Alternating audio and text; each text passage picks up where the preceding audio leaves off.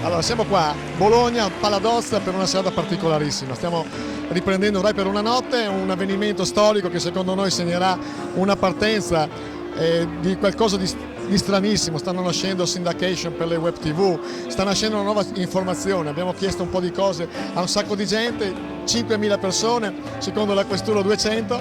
Comunque, seguiteci per una serata veramente particolare. Forse oggi è possibile perché le cose sono già cominciate a cambiare. Invertirei il ragionamento. Questa trasmissione la possiamo fare perché c'è stato l'appoggio entusiastico, partecipativo di migliaia di cittadini, altrimenti non sarebbe stata possibile, l'avrebbe spuntata la censura. Un problema tecnico, qua state promuovendo il web, sperando che i giovani si affezionino alla politica.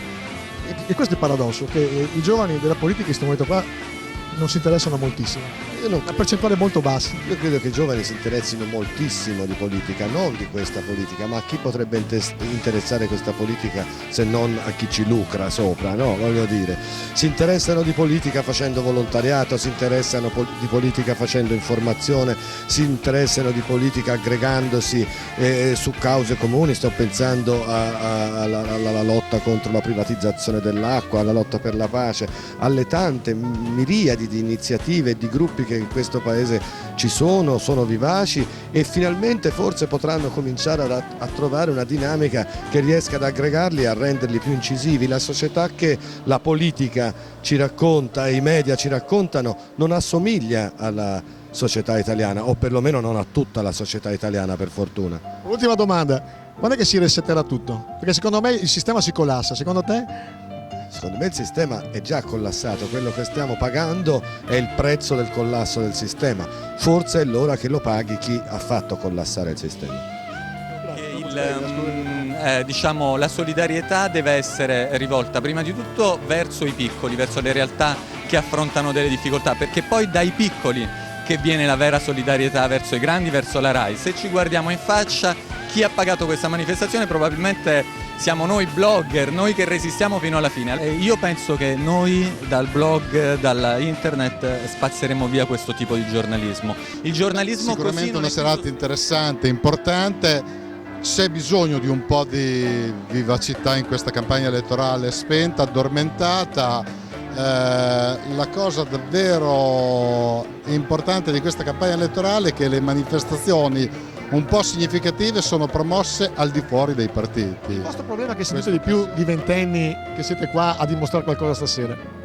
Ma io faccio giurisprudenza e quindi il mio problema sarà quello, secondo me, un po' di non trovare posto di occupazione poi più avanti, ecco. C'è la paura di adesso della crisi, di non avere un futuro certo, ecco, questo. Dopo tanti anni di studio, ecco, non viene premiato il tuo merito. Ci sono tre cose fondamentali in un paese civile: la scuola, la legge e la sanità. Secondo te in quali dei tre campi noi in Italia eccelliamo? Nel senso che se queste tre cose qua non funzionano, c'è un futuro per uno Stato oppure a un certo punto si collasserà il sistema? Ma io da studente di giurisprudenza ti dico che è la legge, secondo me, che deve intervenire su tutto. Se non c'è la legge fatta dal Parlamento non possiamo andare avanti nella sanità, nella scuola, nell'amministrazione proprio dello Stato, secondo me. Non confondersi con legge. Stasera può succedere una cosa storica. Noi 8 anni fa ci fu l'editto bulgaro e furono cacciati Biagi, Santoro e Luttazzi.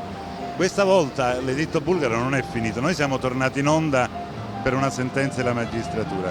Vediamo domani, vediamo stasera quanta gente nelle case, sui computer, sugli schermi, per radio si sintonizzeranno su questo evento, su questa manifestazione, su questa trasmissione per la libertà. Può essere un passaggio storico, vuol dire che tu mi puoi censurare, mi puoi tentare di censurare, ma la forza dell'etere, del film, del web è più forte. 200 piazze in 3 giorni, in 4 giorni. Hai visto fuori quanta gente c'è? È una cosa straordinaria. Interessante sarà domani verificare quanto capillare questa rete di comunicazione alternativa dimostrerà di essere in giro per il paese.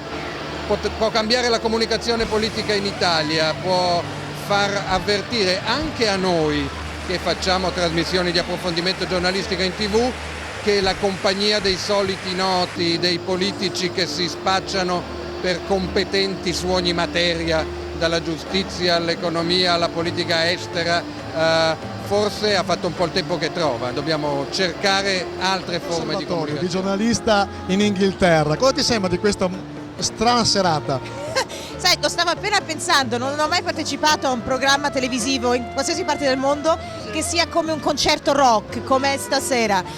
Credo che sia molto interessante, credo che come giornalista è sempre bello vedere tanta gente che esce ed è interessata al giornalismo e alla libertà del giornalismo. Credo che sia una serata, sarà sicuramente una serata molto interessante. Spero che questo faccia pensare la gente italiana a certe anomalie che ci sono in Italia e che non dovrebbero esserci. E una cosa che ho notato nelle ultime settimane, che io ho trovato abbastanza preoccupante, è che non se ne è parlato molto nella stampa estera di tutto quello che è successo in Italia prima dei programmi tolti dalla TV, la par condicio, le liste, eccetera, eccetera. E quello è una cosa che io trovo abbastanza preoccupante, perché è come se nel resto del mondo ora si aspettassero che in Italia questi vari casini, se posso usare questa parola, succedano. E quella è una cosa preoccupante, perché l'Italia può fare di meglio. L'importanza di una serata così anomala dal punto di vista mediatico. Guarda, questa è una delle tante risposte che sono state date a un precedente brutto, molto brutto. Luce Annunziata si è autosospesa, Riccardo Iacona è sempre stata alle manifestazioni, Ballarò è andato in giro per l'Italia, Anno Zero ha organizzato questa trasmissione. Il precedente brutto è stato in qualche modo, ha scatenato una reazione molto bella e solidarietà tra professionisti molto diversi. Questa è una cosa bella da tenere a mente. Un'ultima domanda, perché ormai siamo agli sgoccioli. Qualcuno ha contestato che voi giornalisti Rai non vi siete incazzati abbastanza. Nel senso che forse Guardi, incazzato ce n'è stato uno e ha fatto un danno, forse non sempre incazzarsi è la cosa giusta. Una cosa molto curiosa è che io non sono un giornalista e io ti rispondo con quello che mi succede, che i giornalisti a me, che non sono giornalista, mi chiedono perché noi non facciamo quello che fate voi, delle Iene. E io rispondo, ma io la domanda la giro a te, ma perché non lo fai? Sostanzialmente credo che io non vado a cena con... se scrivo un libro la prefazione non me la fa Andreotti, quindi posso andare da Andreotti e ricordargli che lui era colluso con la mafia. Se tu hai un libro con la prefazione di Andreotti, difficilmente vai da Andreotti e gli ricordi che lui era colluso con la mafia. Credo che la linea... Ho casa a Bologna, vivo qua. Un evento come questo per un bolognese era imperdibile, perché è una cosa che evidentemente ha radici a Bologna, queste persone che vedi probabilmente in gran parte vengono da Bologna, ma è un evento che ha coinvolto, credo, l'Italia intera, a parte i collegamenti che ci sono, ma per il significato che ha. Quindi mi fa piacere. È la seconda manifestazione a cui partecipo nel giro di 2 giorni con 2 palasport pieni. E questa, per Bologna, questo è un segnale meraviglioso, perché è una città che in questo momento, insomma, attraversa un periodo di crisi. Giuriamo solennemente che ora e sempre la faremo fuori da